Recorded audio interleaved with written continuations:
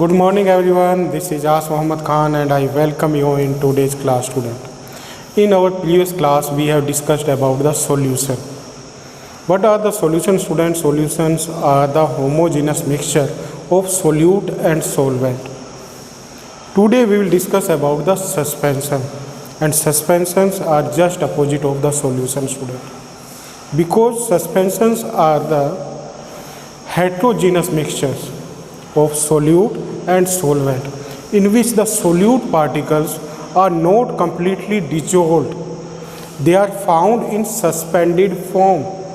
That's why they are considered as suspension, because in this the solute particles are found in suspended form. Like here I have drawn one diagram student for you. In this diagram you can see the suspended particles, these dark colored dots, and these dark colored dots are representing the suspended particles or the dispersed particles of solute, and this another liquid can be considered as solvent. So it is also the mixture of solute and solvent, but what is special in this student? In this the particles are not dissolved, they are found in dispersed form or suspended form. Like I want to give you one example. Like if I put this is one test tube, and in this test tube what is found student? There is water. Now I put in this some dust particles. Some dust particle I put like this. Now the mixture that I will get, this mixture can be considered as suspension, because in this the dust particle or the soil particles are found in suspended form, but after some time they are settled down at the bottom of the test tube due to one process. That process is known as sedimentation, and in this the particles of the solute have very larger size than the particles that are found in the solutions. That's why we can easily observe these particles with the help of our naked eye. These particles we can easily see. So it is about the suspension. So you can also make the suspension, but in our daily life we also use the suspension in the form of fruit pulp having juice. Fruit pulp having juice is an example of suspension student. Like this, flower petals having juice, that is also an example of suspension. Muddy water, the water, many times we supply water, we have the water from the waterworks, or waterworks supply the water that we have. In that some impurities are found in the form of sand or dust particles student. So that water can be also considered as suspension. So what is the important characteristics of the suspension student?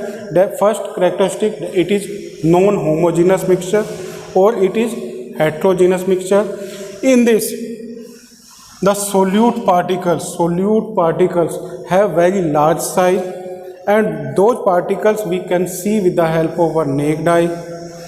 Second important characteristic that they have, the particles of suspension can scatter the light. The particles of suspension can scatter the light, means they can scatter like this the light. As you know that the light travel in a straight line in the vacuum, but when the light rays fall on the dust particle or the mud particles or the fruit pulp particles, then they scatter the light. So suspension can scatter the light, and this important process is known as, or this effect is known as Tyndall effect, and in the next class we will discuss about it. So these their particles can scatter the light, scatter the beam of light. Like The solution particles can't scatter the light. They means from the solution, the particles means the particles that are found in that. Those particles don't show the obstacles towards the light, from which light pass directly. There is no scattering is found in the solution. But in the suspension, there is the scattering of light. It is the important characteristic. Next is, student, the solute particles can be separated, and in this we can use the three different ways. Means we can separate the solute particles in the case of suspension easily with the help of three methods of the separation.